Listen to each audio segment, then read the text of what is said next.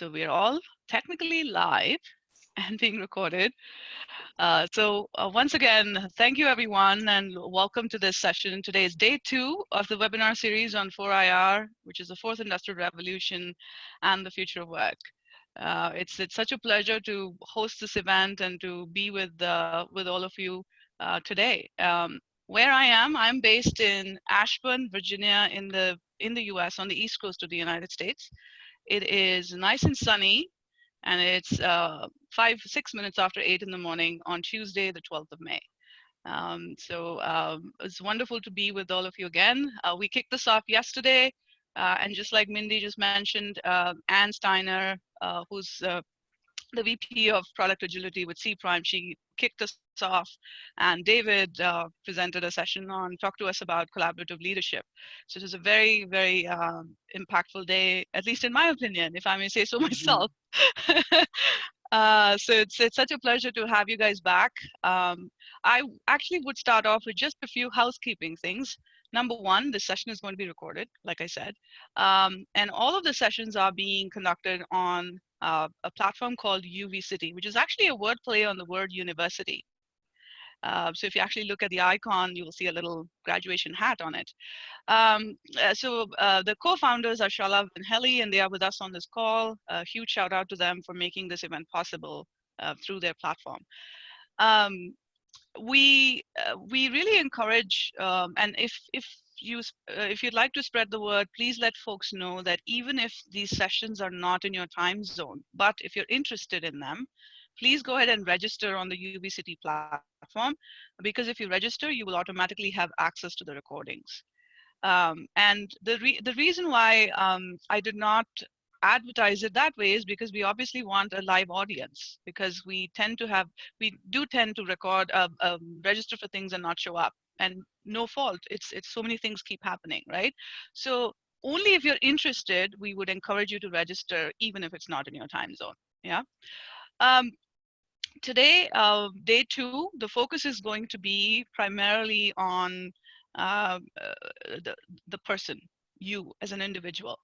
Mindee is here, and she's going to kick us off on talking about what do you need to do in terms of if you're looking to re-enter the workforce, or if you're thinking about pivoting your career, whatever it may be, whatever may be your next move in your professional life. Mindee is here to share with us her step-by-step guide that she's really painstakingly put together, and you will know what I'm talking about when you see the presentation. And there's a lot of other things that giveaways and takeaways that Mindee will share with us, and I'll let her speak to that in a minute. Some of us are here for the first time in this series, so just a quick context setting. 4IR is an acronym for the fourth industrial revolution, which, by the way, we're in the middle of right now. It started about 4 years ago almost. And the reason why it is such an important topic, and the reason why I chose this as a way to really start off my personal third phase of my career, if you will, is that it is something that affects every industry, every country, and all types of economies. It is the digital world, and it's sort of like a blending of your physical and digital selves, if you will. So there are no more boundaries between face-to-face interactions, as an example, and virtual interactions. Everything is on par. And so how do you really kind of navigate in such a world, which is the 4IR world? As by way of introduction, which I think I always skip to do that because I see familiar faces and then I just go off. My name is Meenakshi Iyer, and I'm the founder and principal of North Star Solutions and Services. I am a fairly brand new solo entrepreneur. I started this venture in August of last year after I decided I've had enough of corporate life. So my career spans more than two decades, and I am what you would call a T-shaped professional. I have a lot of experience in different industries and different cultures, and also a fairly deep experience, going back to what Anne talked about in her keynote yesterday. So I come from a world of technology, healthcare, and I'm also a trained English as a second language ESL trainer. So the purpose with which I started North Star Solutions and Services was to promote organizational agility through inclusion. And for me, inclusion is more than race and gender. It is about um, power hierarchies and power structures within organizations, what they do and to inhibit careers, advance careers. What happens when English is not your first language? How does that play a role in how far you can advance in your career? I'm especially interested in um, uh, demographics such as women and minorities, ethnic minorities, and or non-native speakers of English in the workplace context. So I'm a personal agility coach and a workplace effectiveness coach, and I'm training to be a professional coach through ICF, which is what I'm doing with Coach Arya right now. A quick shout out to our event technology partners. So that's UV City, the platform that we are on. And our marketing partners for this event have been Coach Arya, The Star in Me. The Star in Me is another digital career advancement platform exclusively designed for women. If you have not heard about it before, please do check it out. And C Prime, uh, they they've also helped us out with marketing the event. So those are our marketing event partners. Um, just one second. So when we talked about preparing, a topic and preparing for this session, Mindee and I, we talked about a few things. Number one, the topic being what it is. We said, you know what, this is going to bring about a lot of interaction with the attendees. So we wanted to be cognizant of that. And given that everybody only has a certain amount of time, we wanted to maximize the time that we're together. Number one. Number two, we also, I wanted to do a little experiment on doing a blended webinar. So I asked Mindee if she was game, and she was. So what you are going to see is what we did was we went ahead and recorded the webinar just about 4 days ago, or maybe it was early last week. And so that we had all the content in place, all of what Mindee really wanted to convey to you is recorded. And then she's here with us. So what she can do is while the recording is playing, keep your questions coming. And so she has that entire 1 hour to interact with you and respond to your questions as they come up. So that's a little experiment. So I really hope you're all in for the ride with us. Technology has to cooperate. All the stars have to be aligned. So let's see. I'm going to stop sharing for a minute. And Mindee, while I get set up, would you mind introducing yourself and getting us started? And I'll get set up here in a minute. Absolutely. Thank you for all that, Meenakshi, and thank you for making all the magic happen. We appreciate it very much. So I love the idea of this hybrid because instead of worrying about if I'm forgetting to say something or being nervous about hitting certain points, I can engage with you. So please, let's use the chat room as much as you want today, and I'll keep up. As well, there's certain points throughout where we're going to stop and ask you to put some answers in the chat room, and that might spark some interesting conversation too. So really, part of this is about putting yourself out there and making connections. So I encourage you to start today. And if it makes you uncomfortable, all the better. For anybody who's already feeling uncomfortable that I'm asking you to do that, I'm asking you to do it extra. So the reason I decided to participate in this, when I met Meenakshi, I really could tell right away that what she was doing came from the heart. It's a passion. And she's going to change the business world. I have no doubt about it. And then getting to talk about this fourth industrial revolution, the future of work. There isn't a future of work. We're living it every minute. And to be able to share some thoughts and insights that I come across with people, just of how to get yourself to wherever you want to be, it seemed like a no-brainer to me. I wanted to participate, and here we are. So I'll put it in the chat room too. Please feel free to reach out to me. My resource guidebook, I think you'll appreciate it. So if you'd like the slides and resource guidebook, email me, and I'm ready to get started when you are, Meenakshi. Okay, cool. So we are going to get started with a couple of poll questions. So we wanted to understand, get a sense of where the audience is. and then get started. Yeah.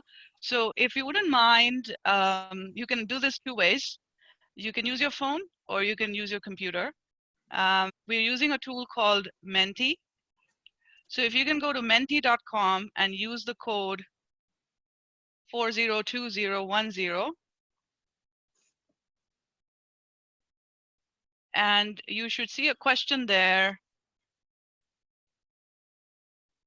Let me share my screen.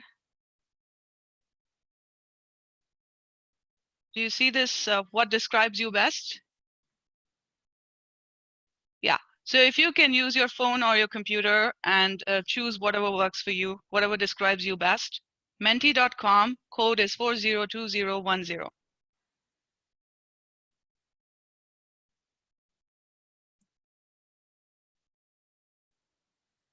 And while you're doing This this, is there's one great. more question after this. Yes. So this updates. Okay, so yeah, we got 3 people returning from a sabbatical, 1 actively looking for a job. Okay, so we're covering everybody, all of the Yeah, options. yeah, yeah, absolutely. Excellent. I'll give it one more minute. And Shalab and Heli, Mindee and I thought of this just before, like 5 minutes before. So that's why we weren't able to get it into the Zoom poll. All right. So we have 10 responses so far.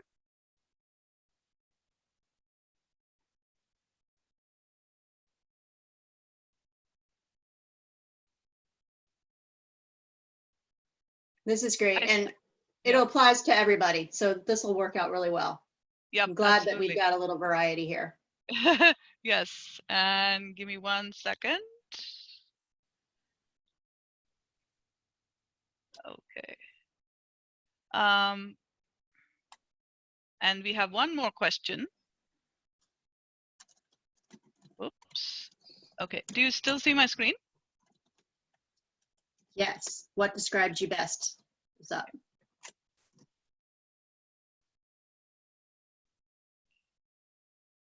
Okay. Now the next question is same code.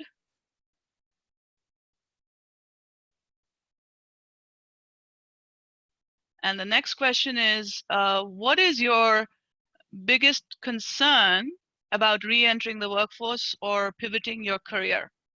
What is your biggest concern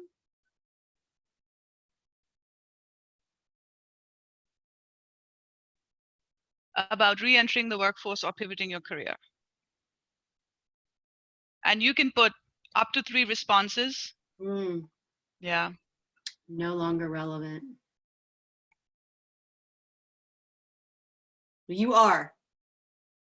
Outdated technical skills, making enough money, practice mindset. Okay. That I won't love it. The unknown, failure, credibility, not current. Letting go Ageism. of what is. Wow. Yeah, age. Yes, Yeah. absolutely. Okay. You can keep, we can come back to this when we get started, even after we get started. So if you have some thoughts, you can use the same code and keep responding. Now, what we're going to do is, I'm going to now switch to the recording that we did. So the good news is that all of the responses that you gave, this is what Mindee's content takes us through. So once again, go ahead and keep the chat, keep your responses and questions going in the chat window. So Mindee will be focused on that, and I'm going to go ahead and start our recording. Okay. All right. Give me 1 second. Mindee, is there anything else you would like to add before we get started? No, I think we're ready. All right.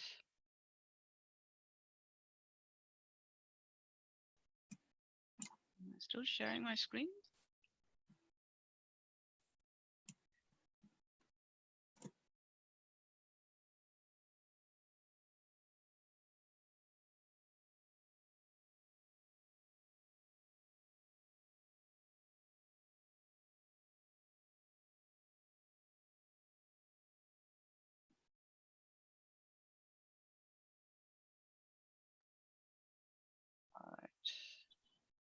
There Can you you see go. my screen now?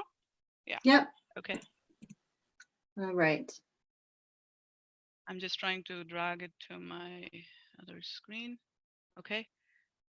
Can you guys still see my screen with the video? Yes. No, I see emails. Okay.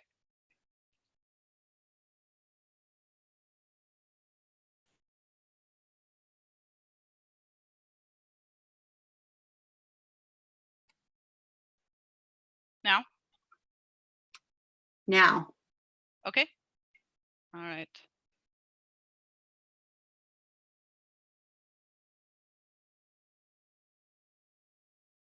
One second.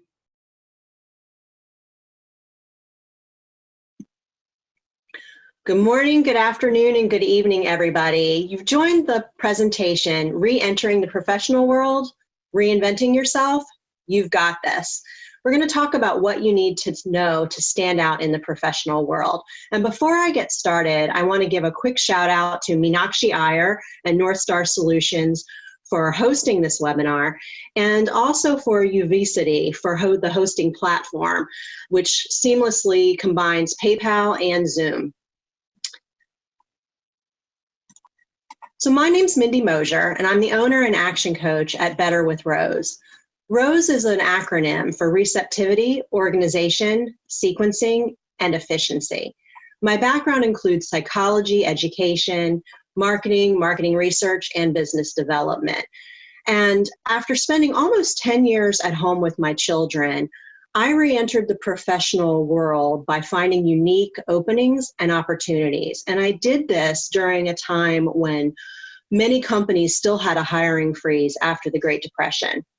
For the past 5 years, I've been director of marketing for a mid-sized regional law firm, Whiteford Taylor in Preston.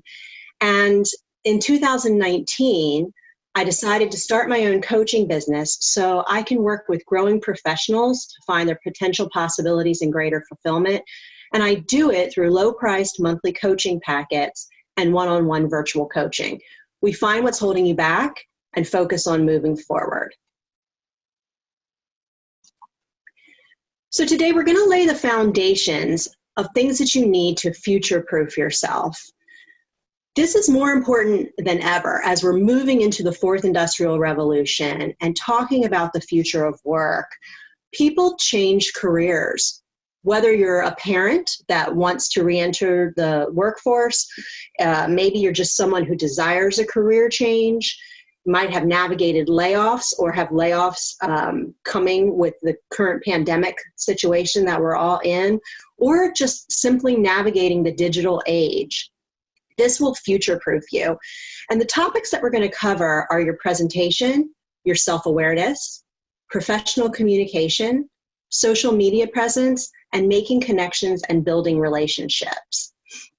All of the slides and a resource guidebook will be available to you if you email me after the presentation. So please do so at mm@betterwithrose.com. I'm getting ready to give you a flood of information. So what I recommend is just choose 1 or 2 items that resonate with you and focus on those. So Maya Angelou's quote applies now more than ever. I've learned that people will forget what you said, people will forget what you did, but people will never forget how you made them feel. Think about that as we move through today. And I'm going to introduce you to Bob and Susan. As I bring them up throughout, keep in mind, who do you want to work with and be associated with in today's professional world?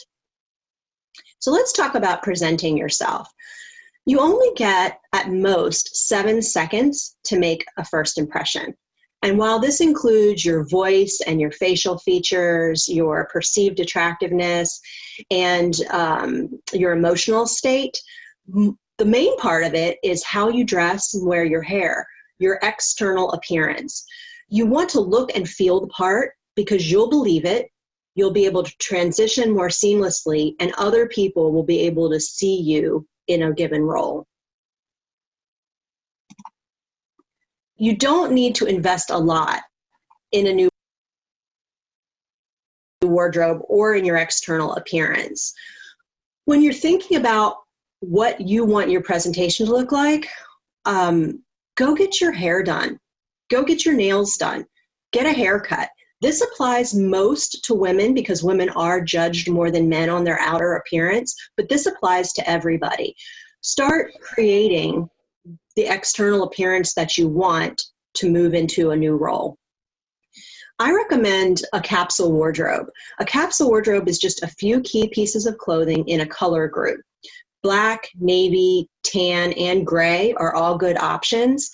And if you look at the slide, this particular wardrobe is a sheath dress, 2 blouses, a pair of ankle pants, a cardigan, a jacket, 2 pairs of shoes, 2 necklaces, and 2 pairs of earrings.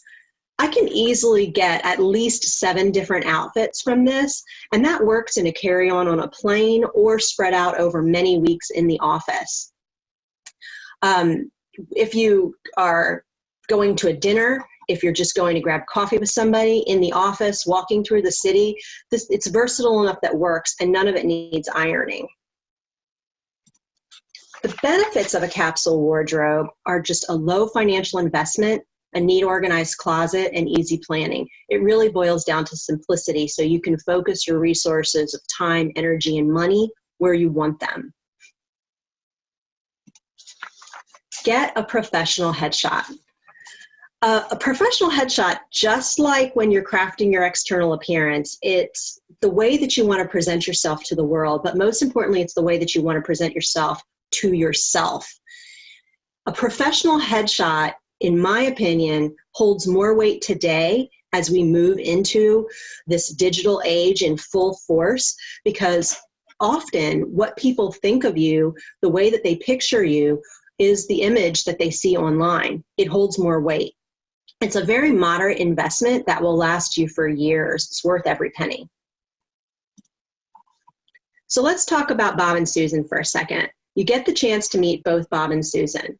Bob needs a haircut. He's a little bit unkempt. His clothes don't fit quite right. And after you meet him, when you Google him, what you see is a guy in a low resolution photo in a sweatshirt, and you can't really tell much about him. Susan, on the other hand, shows up in a crisp pantsuit. She looks well-groomed, polished, pulled together. And when you Google her, you see a nice professional headshot, and you can tell a little bit about her. Who do you want to see again? So video calls. Again, in today's world, video calls are more important than ever. And while many of you are probably using them, sometimes it surprises me to find how many people are still resistant to it. If you take nothing else from this presentation, get comfortable with using video calls. And there's a few things to keep in mind. If you're savvy enough to come to this webinar and navigate getting here, then you're savvy enough to use any of the platforms available. Zoom, Skype, FaceTime, and all of the different ones. They have the basic same functionality, and you can do it. Remember to think about your lighting. Usually an overhead light and some light coming through a window are enough. Your camera placement. I like to keep my camera at about eye level and about 2.5 to 3 feet away from my body. You want to be able to see your shoulders and head. A rule of thumb is to use video for planned get-togethers and phone for unplanned calls. And just like in person, your body language matters on a video call. Focus on the person speaking to you. Try to make eye contact. Smile. If you talk with your hands, make sure that they can at least see them a little bit, but keep them low enough that they don't distract from your face. Keep your shoulders back. Try not to cross your arms. And when you're really listening to somebody, lean in. So why do we recommend video for a planned get-together, but phone for unplanned calls? Answer in the chat.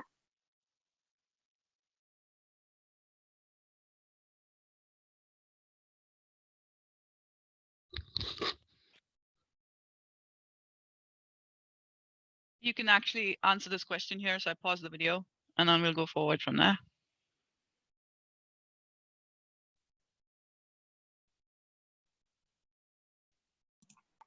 Well, body language. I like it. Mhm. Yes. And that's part of these questions throughout the chat are just to get you thinking. If all you get is an opportunity to think about what are other people experiencing, that alone will help give you an edge as you're figuring out how to navigate into the work world again or navigate into a new career. So let's see here. We've got body language. Great. Gives the recipient of the call a chance to answer even if unprepared. Yep. Less risk of unexpected environmental issues. You got it. Yep. Absolutely. And I would like to add that given the current scenario with everybody working from home and kids being home and parents being involved in homeschooling and taking care of everything, I think it's not easy to do video calls as easy. So I think I agree there. So All true. right. Yep. Okay, we're back to the presentation. For me, it's a courtesy. It gives people time to prepare their environment and prepare themselves. That's it. So let's look at Bob and Susan again. You have a chance to do a video meetup with both of them. Bob shows up and he's well lit and clearly visible. He focuses on you. He's calm and attentive. Susan, on the other hand, is dimly lit. Her camera is below her face, so you see more jawline than anything. She rarely makes eye contact and is distracted. Which one would you want to introduce to others? One more thought before we move on to self-awareness. Google yourself. If you haven't Googled yourself, done an online search of your name in a while or ever, I suggest you do. What do you see and what do you want to see? So let's discuss self-awareness. Self-awareness is really important because it helps you determine the roles that are right for you. Envision yourself in those roles and then land your goals and climb. Only about 15% of people are self-aware when 85% of people think that they're self-aware. Dr. Rudolph Tanzi says the brain is plastic, influenced by thoughts, feelings, choices, and most important, self-awareness. You'll know what you want, what you need, and how to communicate it to the world. So if you want to make improvements, you're going to want to change some patterns to move forward. Pay attention to what you think, say, and do. Asking yourself powerful questions can create actionable insights. So ask yourself some hard questions. This is just a sampling of questions. You can have access to many more if you go to my website, betterwithrose.com, or in the resource guidebook, I have a link to a much longer list of powerful questions. So just to read a couple to you. What distinguishes me? What patterns am I repeating? What do I convey about myself to the world? If action and movement are what you're really after, so you can re-enter the professional world or reinvent yourself, let's take a few minutes and do a brief exercise. Describe yourself with the ABCs. If you don't have a pen and paper handy, grab it or take some notes on your phone. So describing yourself intentionally provides an opportunity to find a variety of descriptors about yourself, which will increase your self-awareness. Again, this worksheet is provided in the resource guidebook for you to complete fully. For today, I just want to take a couple letters and go through them. And having this exercise done by someone else about you can be really powerful as well. You can get some useful information that will inform the way you see yourself and make decisions about how you want to move forward. So what you're going to look for when you do the complete worksheet are there patterns in your answers? And are there key strengths and weaknesses that you recognize that you can pay attention to and decide how you might want to move forward with them? So let's start with K. So K for me is for kindness. Kindness in difficult situations is important to me. What comes up for you? Just jot it down. And it doesn't matter whether it's positive, negative, or neutral. Really, it's just what's the first thing that comes to mind to describe yourself?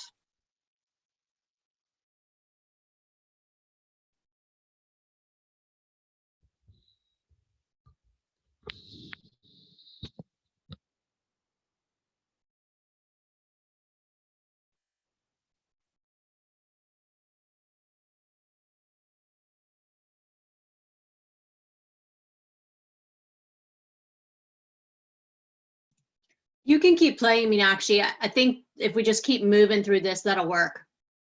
Okay. Okay, let's do the letter Q. Q for me is quick to come to the rescue. What comes up for you? Again, you can always change it. This is just a working document for you to use. Just jot down what comes to mind.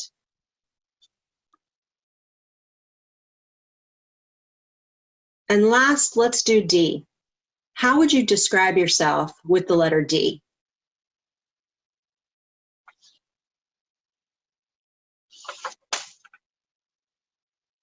Okay, let's move on. The more self-aware you become, you're understanding yourself. It's really important to understand others also, how you perceive them and how you want to communicate with them. Navigating communication styles and personalities in business is crucial. While there are a lot of different personality assessments, models, and tools out there, I'd like to introduce you to the Enneagram. The Enneagram is a true self-discovery guide that informs your interactions with others. It's based on 9 different patterns of thinking, feeling, and acting. And if you notice at the bottom of this slide, I've provided a link to an online free sampler Enneagram assessment. That's a really great place to get started. It's in understanding your personality style and how you relate to others. But if you'd like to dig in more, I highly recommend a small book called The Essential Enneagram by David Daniels and Virginia Price. It's low cost and easily available online. Identify role models, people that you can look up to. If you can find people that are in your specific given industry or field that you're most interested in, that's great. But just role models in business in general can benefit you. These can be friends and acquaintances, it could be authors, speakers, people from the past or present. It's really about identifying what appeals to you, what you want to emulate, and then how you want to incorporate those characteristics into your life. If you have access to a mentor, all the better. But really, it's just about finding people that give you something to aspire to. It gives you a place to go. Asking others for feedback about yourself alone can be extremely valuable. It requires a little bit of vulnerability, and if you're specific, then you can get specific answers back that will inform you in a powerful way on how you want to improve your self-awareness and move forward. So why do you think self-awareness is important in business? Enter your answers in the chat box.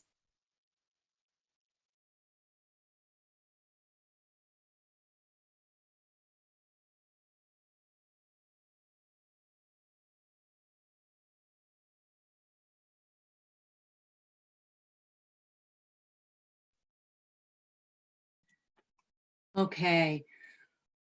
Be able to effectively communicate, mixing, matching, reading my own, how you are perceived by others. Yeah. Know what works for you so you can go after it. Love that. Understanding the relationship between who I am and what I have to offer, shows EQ to deliver the competency. These are great. To be authentic. Absolutely. Yeah, excellent. Thank you, everyone. For me, you don't know what you don't know. Your communication and your listening will improve the more self-aware you become, and more activity will happen over time, get accomplished with excellence and efficiency. People will want to work with you and provide you with opportunities. So let's look at Bob and Susan again. Bob knows he's self-aware. He's lived with himself his entire life, right? He doesn't want to do the exercises because he doesn't need to. He thinks that he knows what he wants, and he thinks he knows what he has to offer to the marketplace. He brings his quirks and idiosyncrasies with him wherever he goes, and most of the time people are too polite to tell him about it. Susan, on the other hand, has taken some time to reflect. She regularly asks herself hard questions. And she decided to go ahead and take the time to describe herself with the ABCs. She's dug into the Enneagram, and she's asked others for feedback. Now more than ever, she understands what she wants, what she needs, what she has to offer to the marketplace, and how to communicate it to them. Who's going to be your ally in the marketplace? Let's talk about professional communication. This is an often overlooked area that can set you apart. And while there are some differences with geography and industry, there are a lot of common principles that apply, whether it's documents, emails, phone, virtual, or in-person communication. Speak with confidence. You have value to add right now and good ideas to share. Regardless of what you've been doing with your time, that's creating a situation where you want to either re-enter the professional world or reinvent yourself, you have experience that's valuable, possibly more valuable than people who are already ingrained into that field. Some ways for you to really increase your knowledge and be able to hone and enhance your professional communication are by reading industry publications. Today, more than ever, as we're powering into this fourth industrial revolution, we have more knowledge at our fingertips for free or at a low price point than people ever have in the history of the world. There are Facebook and LinkedIn groups available to you. There are organizations and associations for every industry out there. There are TED Talks and YouTube videos. You can immerse yourself in research best practices, understand what people care about and why in a given business. You'll be able to identify some of your strengths and your growth opportunities in your professional communication just by gleaning the knowledge before you're ever involved. It's really in a lot of ways about finding a balance. So some things to keep in mind are that you absolutely want to be able to speak their language and understand their language. Little things like choosing to understand what the acronyms are in a particular field or keeping up with the hot topics. What are the trends that are happening? It will help you to begin seeing yourself in an industry or a role before you get there. A couple no-brainers are always say please and thank you when you're doing written, phone, in-person, virtual communication. Use courtesies and be responsive. If someone emails you or leaves you a voicemail, if at all possible, reply to them within a few hours or certainly by the next business day. A few extra tips. Body language matters. I'm going to say it a couple times through this. A lot of our communication has nothing to do with the words that come out of our mouth or what we type onto a keyboard. Body language matters. So wiggle your toes, not your whole leg. Keep your hands open. Point your feet toward the person speaking. Keep your shoulders back. Even if you're on the phone and people can't see you, they can sense your level of engagement. Another area that's important are current events, news, and interests that are personally interesting to you. And I say that because if you don't like sports, don't pretend to. What are you passionate about? What is interesting to you? That's all you really have to keep up with. If you're able to talk about a couple topics of interest to you that don't have anything to do specifically with business, then you'll appear well-rounded and like a valuable asset to the business community. This will benefit you in a lunchroom. It'll benefit you at networking events. It'll benefit you when you're sitting in a meeting, having small talk, waiting for it to start. Really, the key is absolutely be yourself because you're interesting and valuable as you are in this moment. You just want to polish it a little bit.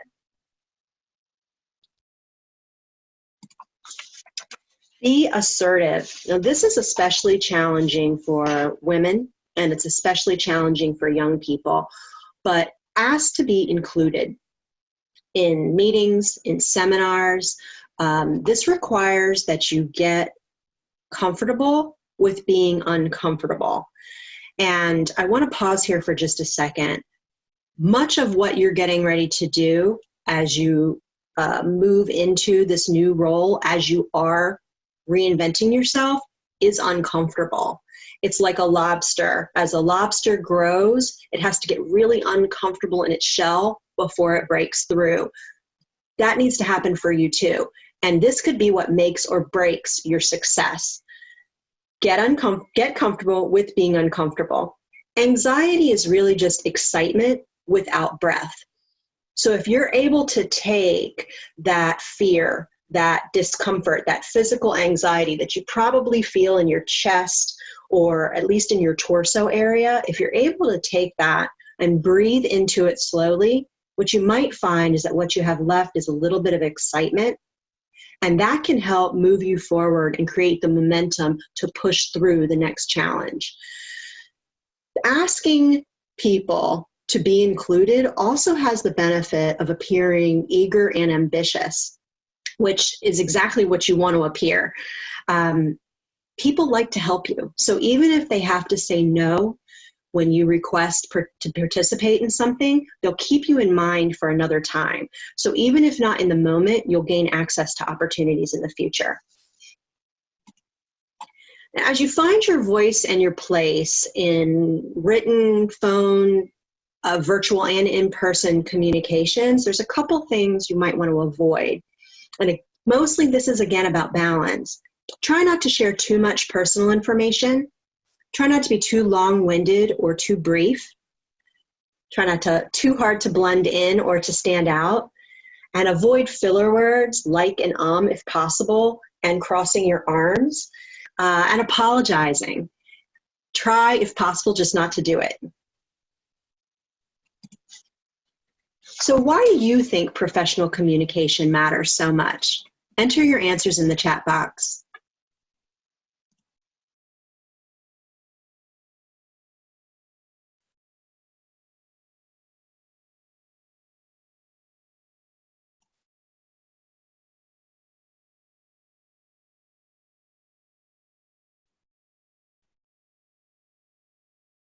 Yeah, I like that. The confidence. Competence. To make an impact. It's my personal brand. Yeah, also true. To be successful in business. Absolutely, Anne. That makes sense. Can't keep up. It's an extension of yourself. It represents you. Professional communication focuses mainly on business, and people keep emotions on the side. To convey credibility. Maintains camaraderie. Yeah, that's true too. It all goes together, doesn't it? The relationship. Clarity versus confusion. Absolutely. Be as clear as possible. That's great. You guys are so engaged. I really appreciate it. Excellent. Well, for me, it's about clarity, understanding, authenticity, and balance, and really putting the best version of yourself out there. Now, a coach or mentor can help you hone these skills, find resources, and really find your groove. But regardless of the support system that you choose to put in place around you, you can do this. So let's look at Bob and Susan again. Bob sets the tones for his communications whenever possible. He's mindful and thoughtful about it. He tries to keep up with trends, and he provides strategic input and asks to participate in things. Susan, on the other hand, can be curt. After all, she's just trying to get through her inbox as quickly as possible. She tends to vent and shares a lot of personal details about her weekend. And she's too shy and polite to ask for a seat at the table. She figures if people want her to participate, they'll invite her. Who would you want to promote?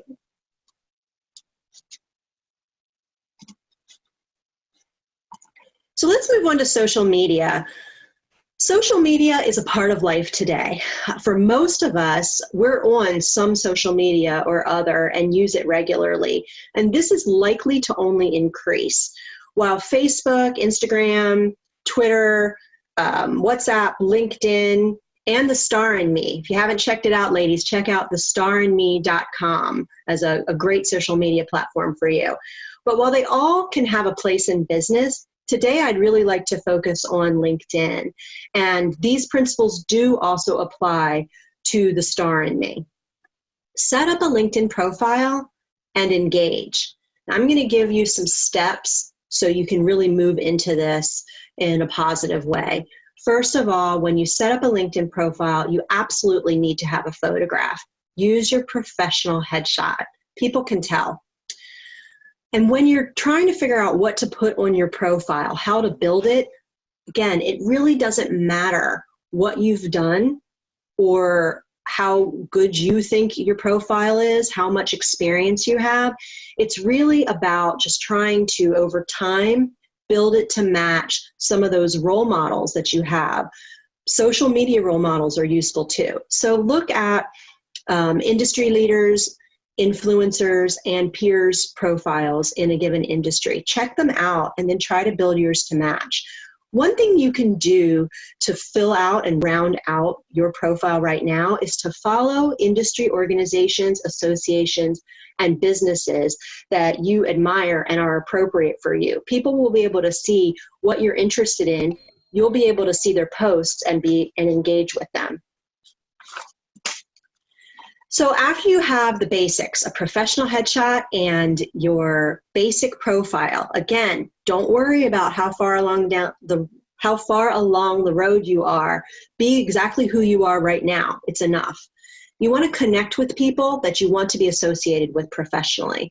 Now, this can be alumni, past coworkers, and maybe you feel like I don't have anybody. The beauty of social media is you don't have to. You absolutely can connect with people that you don't know at all. I recommend focusing on industry leaders and influencers. Be sure to send a personal message stating why you want to connect with them. So on LinkedIn, when you go to someone's profile and you click the connect button, and that will be a 1 or 2 step process depending on how they have the profile set up, this box will pop up that gives you an opportunity to write a personal message. And an example would be, "Hi, Benjamin. I really liked your article on corporate social responsibility. Great point about small intentional steps. I'd like to connect with you here. Thank you." If you catch their eye, they're likely to accept it. And this is a really potent tool to use to connect with anybody, but especially with people that you've never met before. So you've got a basic profile, you're beginning to connect with people. Go ahead and explore LinkedIn for a little bit. Give yourself a week or two, get familiar with LinkedIn. But again, don't let your discomfort hold you back. You just have to put yourself out there after a short period of time. And you can do this gently. So first, just like a few people's posts, like a few companies' posts, and then comment on a few posts. In a little bit more time, you can share someone's post and just put one sentence at the top of why you think it's valuable. Maybe in time, you'll want to find some articles or videos and share those as posts of your own, but you never really have to have any original content, and you don't even have to share posts of your own to be an engaging member of the LinkedIn community. Over time, your profile and your professional connections will grow, and this demonstrates your credibility, your engagement, your self-esteem, pride of place, and professional growth and development. So why does social media presence matter to you? Enter your answers in the chat box.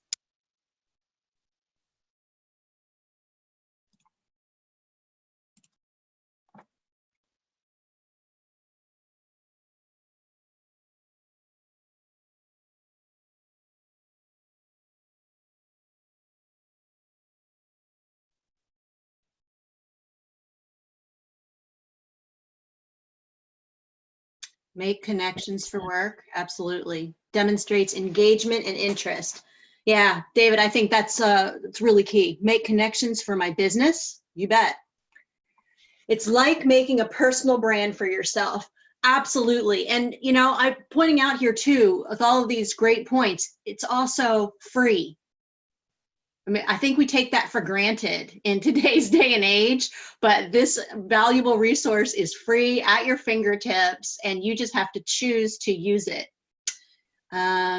It's an extension of myself in the digital world. Yes. And in today's world, you know, we're all avatars half the time anyway. So absolutely. Make connections, personal branding.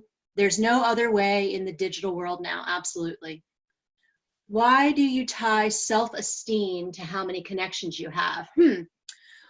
So I wouldn't say I tie self-esteem to how many connections you have, but I do think that the more connections you have, the more likely you are to have momentum builds, more opportunities for learning, more opportunities for different experiences. And if you find yourself in a position where you either want to make a career change of some kind or have to make a career change of some kind, the more connections you have, the more opportunity there will be for you. So some of it is to build things for today, and some of it is an investment for the future, from my perspective. Steve, it's a personal way of representing ourselves. Absolutely. Thanks, everyone. And that's, you know, that's a great point, Anne. I do think that some people have thoughts about, why should I spend my time with social media? Why should I do this? Why should I do that? And it's ultimately up to you. From my perspective, all of these items provide you with an edge.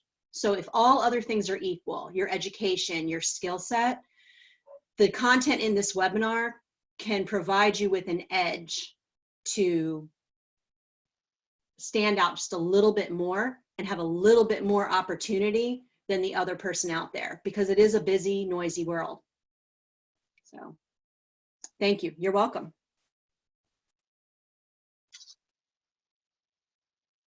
Well, for me, in today's world, this is a primary vehicle to get information on one another, and you want it to be the right information. You can use this vehicle to your advantage. So let's look at Bob and Susan. Bob doesn't have time for social media. He doesn't like it. He set up a LinkedIn profile a couple years ago, but he hasn't updated it, and you can tell he never bothered putting on a photo. He's not active.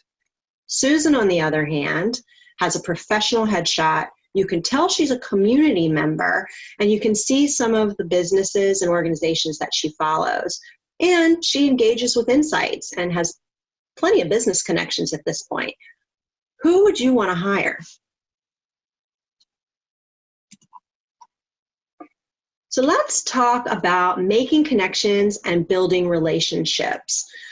I've talked about building relationships some, but I want to dig into it a bit more here. You can reinvent yourself by building relationships. And you may think, I don't know anybody, just like you felt when you were considering doing your LinkedIn profile. I would beg to differ. You know people in community groups, clubs, hobby organizations, parent-teacher organizations, faith-based organizations, maybe classes that you've taken, friends, family, and neighbors. You know people. And those people know people in business. And those people know people in a given industry that you are interested in. We're all no more than 6 degrees of separation away from each other. And in today's world, again, we are plowing through this fourth industrial revolution, and some of the constraints that people have always had don't apply anymore. Time and geography are not the same as they once were. So what I recommend is picking 3 to 5 people that you think might enjoy meeting each other, and then setting up a virtual meeting for them. Again, get comfortable with being uncomfortable. It will serve you well, especially during this pandemic time that we're experiencing. A lot of people are struggling. A lot of people feel adrift and alone. if you know some people that are struggling, if you're able to identify that, and then you offer to do a one-on-one meetup with them weekly or bi-weekly, they'll remember when times turn around for them. I recommend doing 3 phone, in-person, or virtual meetups per week. That's a great goal to aim for. Like I said, the time and geography constraints don't apply in the same way that they did before. It's okay to offer unusual times. 6 a.m. and 9 p.m. are not out of the question. As well, if you're going to do breakfasts, lunches, coffees, happy hours with people, typically you'd expect an hour to an hour and a half time frame to spend at a breakfast or a lunch with somebody. That doesn't apply anymore either. 30 to 45 minutes can be enough. And believe it or not, whether it's one-on-one, a small group, or even a larger virtual networking event, an interesting thing that happens in a larger networking event online is that as everybody is on the screen together, they don't have the ability to have many different small conversations that they would if you were in a large room where people move and have a small conversation here, move and have a small conversation there. Everybody's participating in the same thing, especially if there's no agenda. So it can start to feel stale. People are either just listening or they're participating in the same one. 30 to 45 minutes gives everybody extra time. And really, the point is connection. You can feel free to think outside of the box in this environment that we're moving into. Now, when you are first meeting people, show up early. And honestly, I would recommend doing that always. It's a good practice to have because if you show up early, it gives you time to really acclimate yourself and be fully present with the people that you're going to be meeting and spending time with. And whether this is in person, you don't have to worry about traffic if you hedge the time. And if it's virtual, you don't have to worry about tech issues cropping up for you. As well, when you're first meeting people, research shows that what they're looking for is warmth and confidence. So do I like you and do I trust you? And as you're wrapping up, whether it's one-on-ones, small groups, or a larger networking event, you can ask people, how can I better understand your needs and help you? So do you know why we suggest 3 meetups per week? Enter your answers in the chat box.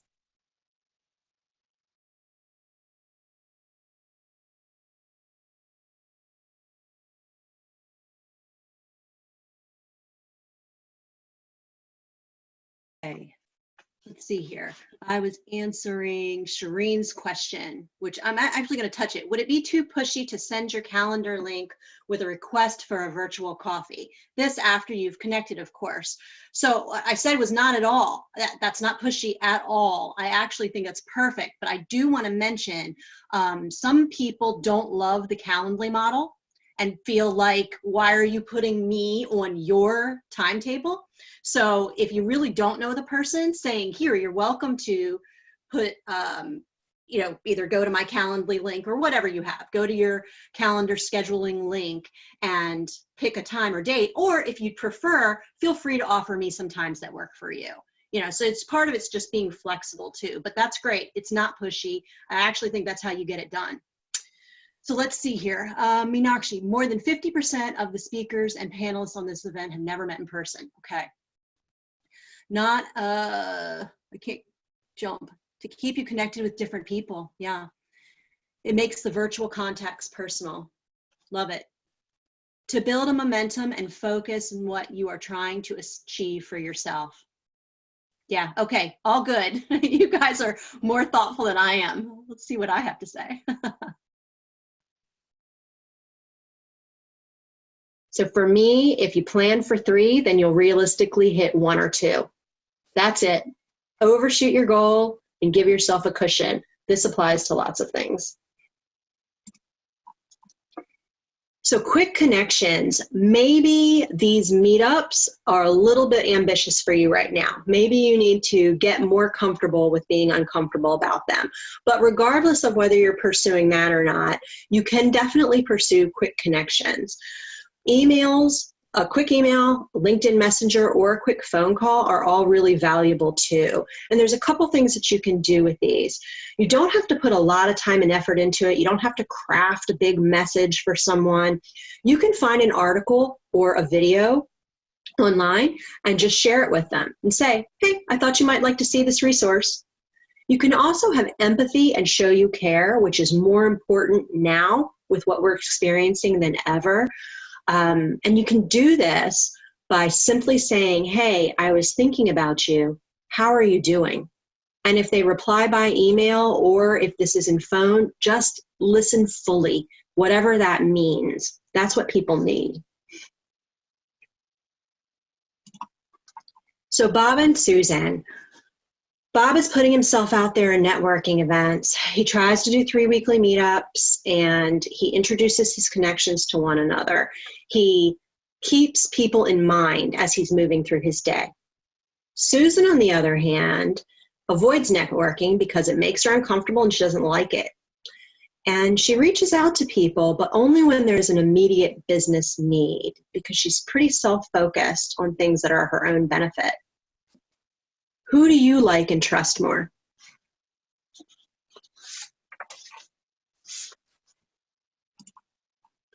So in closing, the main thing I want you to know is that you have the ability, capacity, and tools to make this happen right now. What do you expect of yourself on this journey? Are there some small incremental changes that you can implement right now? If you own it, you'll succeed if you choose to. These slides and further resources are provided in the resource guidebook. Please email me at mm@betterwithrose.com if you would like them. Look for me in an upcoming webinar in an upcoming podcast as a guest with Vitality Evolution. And please connect with me on social media. I offer a free 1-hour virtual coaching session to any new client. Thank you all for your time.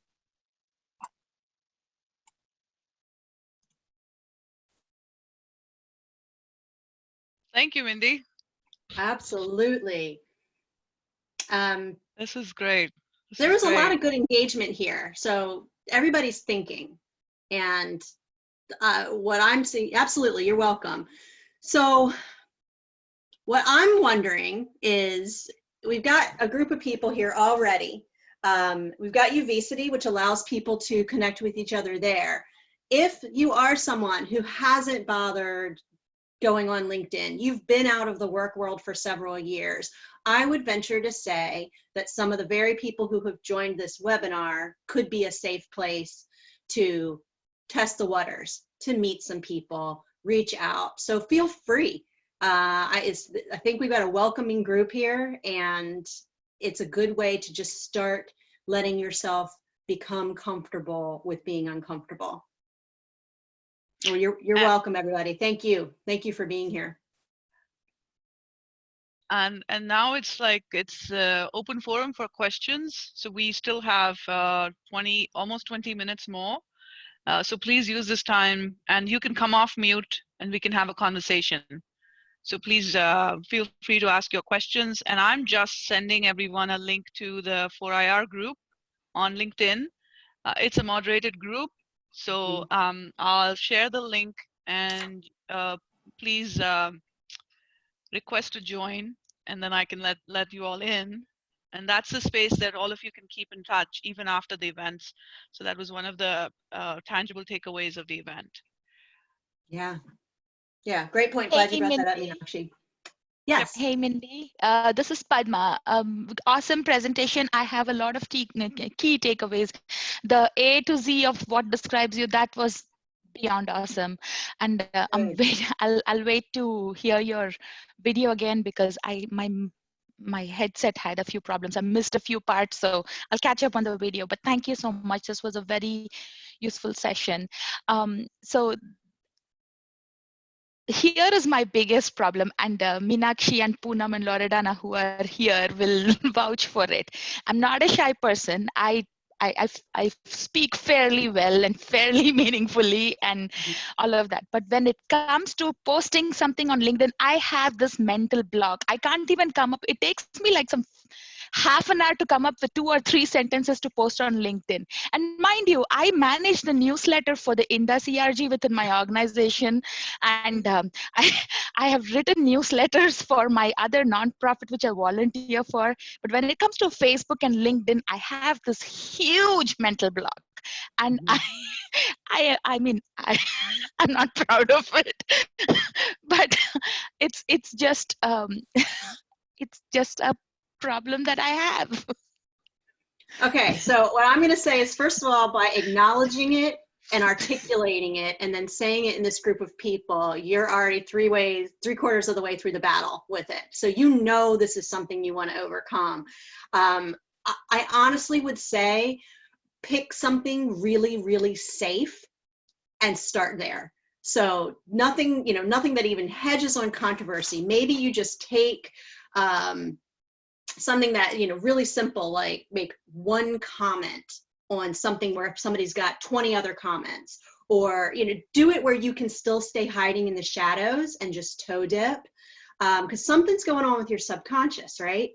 We get this 10% at the top of what we actually are thinking and feeling and have awareness of, and then there's this huge section underneath. So who knows what it is for you, but maybe even coming up with some powerful questions, or when you're doing the exercise of describing yourself with the ABCs, you might find some clues there too. But if you know this is something that you want to overcome and it's important to you, just do it gently. Give yourself the grace. So, it's not this huge pressure. And I bet in a short amount of time, you'll be there and you'll be thinking, oh my gosh, remember when I used to have trouble with that? And it's not a problem anymore. That's my thoughts on it. I'd love to hear what other people have to say too. Thank you. Yeah, absolutely. I'd like to add to that. The first time I started posting on LinkedIn or any social media, first of all, I only used to use LinkedIn until I started. And now I'm very, very reluctantly, I'm on Twitter and Facebook. But I think that posting content was challenging when I first started, because for me it was about, am I being congruent between my personal self and my company brand, my business brand, and was I making sense? Was I adding value? There's something on LinkedIn. It's called it's an infographic that somebody had posted years ago, and it keeps making its rounds. And it's called "Why Am I Talking?" Wait, WAIT. And I'll try to find it and add it to the content here on UVCity. But it's a very nice flow chart, and it says, so basically, question I keep asking myself is, am I adding value? Am I being congruent what I want to say? And then, I really would go back to Mindee's pointers as well. Start by commenting on somebody else's post in a meaningful way. And I think that that's how you gain confidence. Another tip I'd like to share is maybe you want to send, identify who your closest circle is, who will, give you, who will not be shy about giving you feedback. And you may want to send your post to them and get their inputs before you post it to the world. So you can send it to them as a message. So I would recommend, that's one of the things I can think of. I'm glad you said that too, because it's reminding me. So part of this is the pressure we put on ourselves. Like, we're supposed to have these great, amazing insights at all times. You're not. You can even just say, great point. Love this so-and-so. Half of it's just making them feel good. It doesn't even have to be that you think something was earth-shattering or that you've had now an epiphany about it. It can truly just be, love this, or that's funny, or, great article, I'm glad you put it up here. It can truly be something that's very, very safe and neutral, and it's okay. You wouldn't want that to be the only thing that you do for 5 years in a row, but it's a perfectly acceptable thing to do for a period of time while you're getting comfortable. And then you can just, kick it up a little bit at a time. Absolutely. I think that's the key. It's just taking the opportunity to get comfortable with it. And And that's how it starts. And it isn't the earth-shattering response. It's often just because you enjoyed it or you thought it insightful, or there's something that resonated with you, and it begins to build some momentum as you get some practice. At least I've found that, because getting out there initially is you're looking to provide that silver bullet comment that causes people to think, wow, he's smart. Yeah. But it doesn't have to be that. Right. No, and you know, David, that brings up a great point. Transitions. Transitions are always the hardest. So, you know, once it's only getting that bike started and getting off the bike. The middle part, it usually works out pretty well. And I don't know why it is we make them so painful for ourselves. Because when you do look back, you go, oh, I've been doing this for a long time now. It's second nature, whatever it is. But it's just that transition phase, that getting started, that hurts so much. And again, it's the story in our head, right?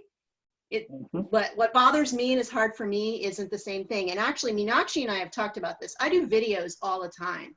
And yeah, when I was first doing the videos, it was excruciating.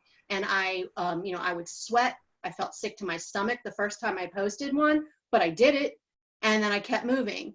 And Meenakshi does all of these webinars for all these different people all the time. And that's something that I don't have as much comfort with. And again, it's just giving myself the grace to go, okay, so I'm just going to try. And by trying, I'm letting other people know it's okay.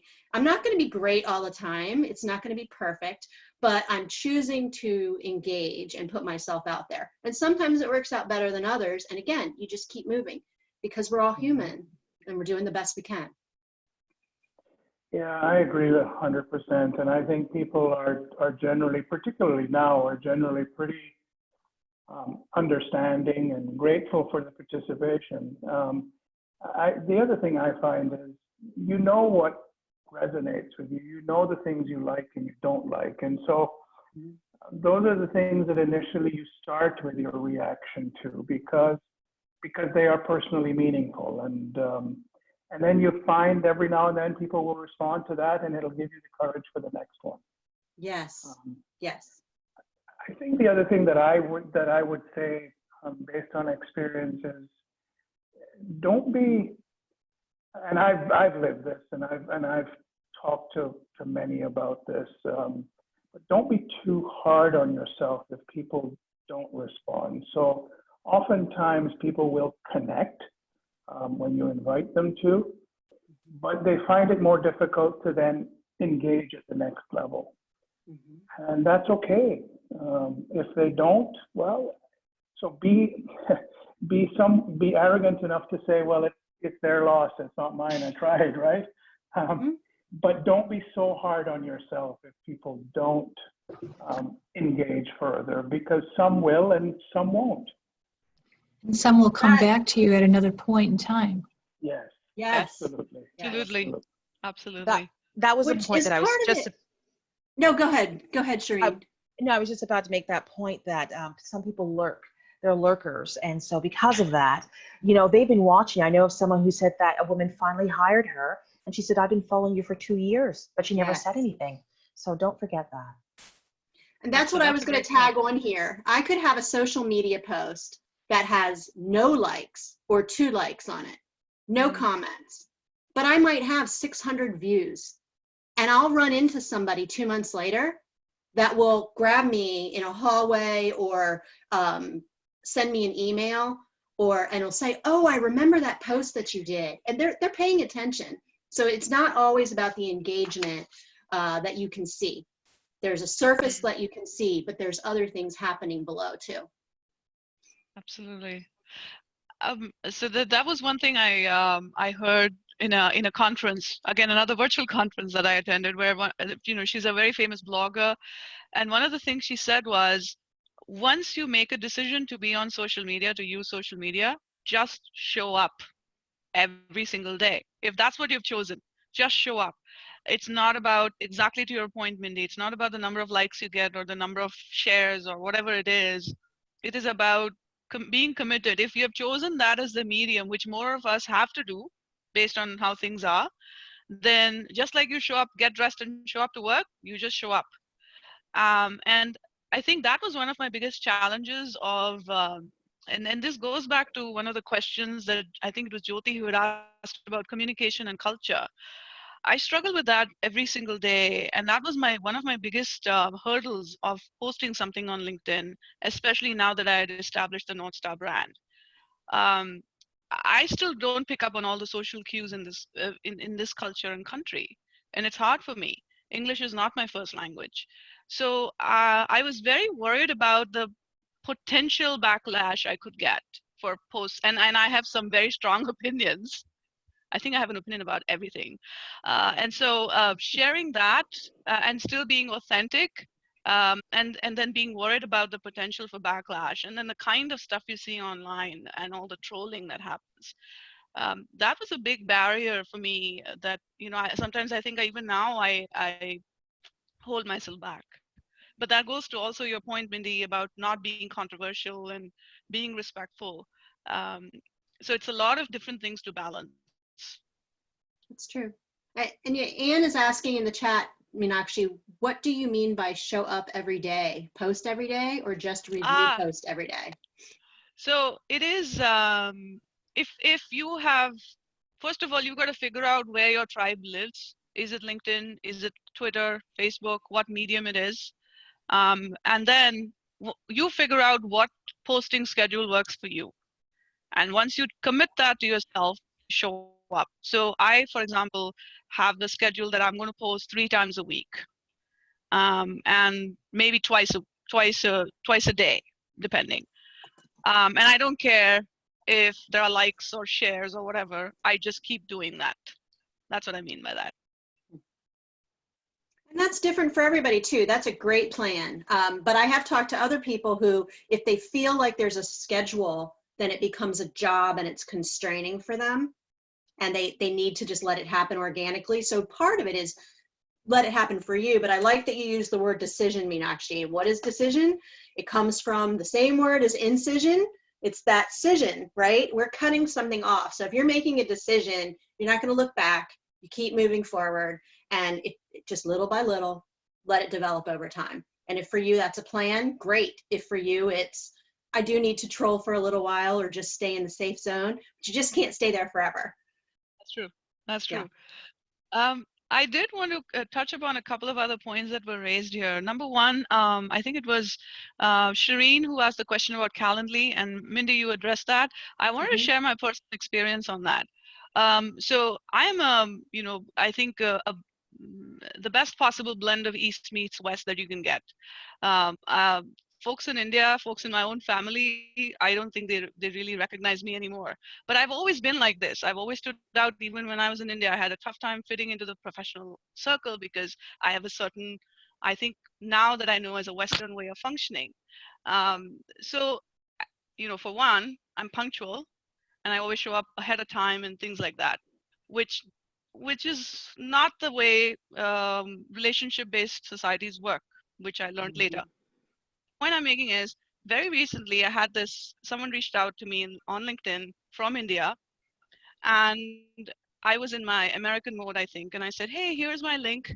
Why don't you grab a slot directly from my calendar? I haven't heard back yet.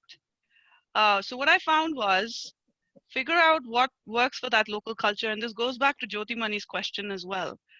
So in India and in a lot of other countries, WhatsApp is like the currency, social currency. Use that. So then I went back to this person and said, hey, here's my WhatsApp number in case that's easier for you. And I'm trying to, because the person who had reached out is someone that I'm interested in staying connected.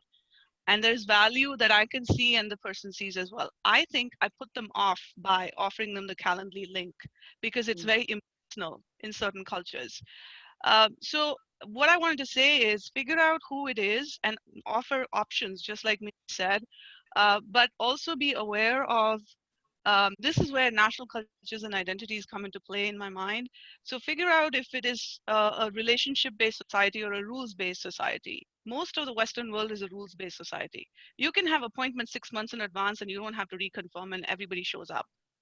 Does not happen in certain societies, because in a relationship-based society, typically it's who you are, who is in front of you in that moment, and what is their social currency or capital in your environment that matters. And that's how you make decisions. So you may have an appointment with your lawyer 6 months from now, but if your father-in-law shows up, forget the lawyer, and you may not even inform the lawyer and not show up. And that's fine. And everybody understands, no hurt feelings.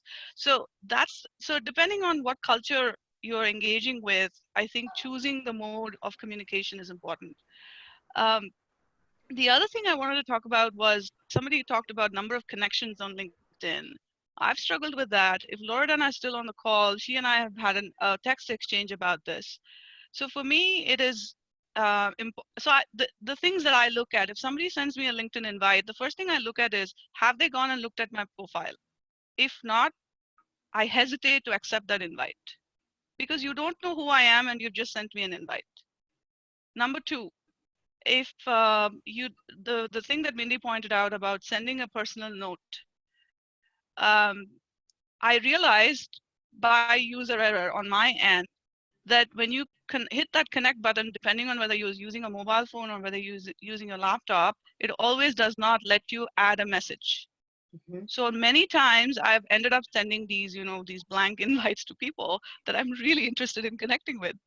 But that's how the platform is set up. So that's one thing to know. So now if I want to connect with someone, I do not do it from my app. I do it from my laptop because then I get the option to send a message.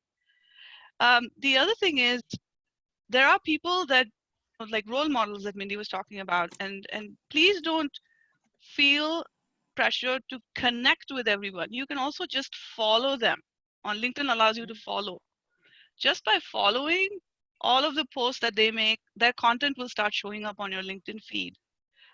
So you don't have to unnecessarily build out your number of connects, because there are people that you look up to, but you don't necessarily want to connect with. You know what I mean? So just think about that. There are different options of getting the same results. About the number of connections, for me personally, it is important that I have an interaction with the person that I'm connecting with. So nowadays, now that I've learned that people don't do this on purpose, sending you blank invites, I make it a point to write to that person after accepting their invite and say, thank you for reaching out or whatever, and set that, initiate that conversation. And now more often than not, I will invite them to a Zoom chat or a Google Hangout chat or something, so that you have a face-to-face connection as well. That's it, off my soapbox. Well, and it's good to hear the different perspectives too. So, I mean, we could do a full webinar and we could do a series of webinars just about LinkedIn, not even encompassing all of social media. But those are great points too. But I will say with the following, don't hold yourself back and say, I'm only following this person, not reaching out to connect to them because they're above me. Oh, they're more important than I am. They know more than I do. They've got more experience. If that's the only reason that you're making that differentiation, don't do it. That I will say, push yourself to reach a little further and higher, because you've got value right now. Again, I'll stop with that because I think we're at time, aren't we? Yes, we're right at Okay. time. Yeah, but any parting words from you, Mindee? I will just say it again. You absolutely have the ability, the capacity, the value, the experience, the knowledge to do what you want to do right now, to at least make those first steps forward. And please reach out to me, mm@betterwithrose.com. I'd love to hear from you, love to hear your thoughts, and I'm happy to share any resources with you. And I also offer a free one-on-one coaching session to any new client, no strings attached. Thank you. Thank you. This was wonderful. Thank you so much. And thank you so much for doing that big experiment with me, Mindee, of doing a blended webinar. So appreciate it. we would love to hear your feedback. So UV City actually allows you to review the courses, review the sessions. So if you wouldn't mind going back on UV City and providing your feedback for this session, we'd really love that. And we're being sincere, because I really want to know what your experience was in doing like a half recorded, half live webinar, because we want to know if we really want to know if we can continue doing this. The other thing is, I've just put in the chat window a link to all the other session listings. So later tonight, this afternoon, early morning actually, in 1.5 hours, we have Catherine coming on to talk to us about the future of leadership. And then later this evening, we have Erica Barden, all the way from New Zealand. She's going to talk about organizational ability. So those are the 2 sessions for today. And there's 3 sessions tomorrow and Thursday, and 2 sessions on Friday to close out the week. So we hope to see you at as many sessions as possible. And if you're interested in a session, go ahead and register, even if it's not in your time zone, so that you can have access to the recording on UV City. That's all I had. Any other questions I can help answer before we close out? We're 2 minutes over. Thank you so much. Thank you, Loredana. Thank you. Thanks, Thank you, everyone. Have a everybody. good rest of the Nice day. job, Mindee. Great Thanks, session, all. Mindee. Thank you Bye. so much. Absolutely. Thank you Thank for you. being here. Bye. Bye. Bye. Bye, everyone. See you.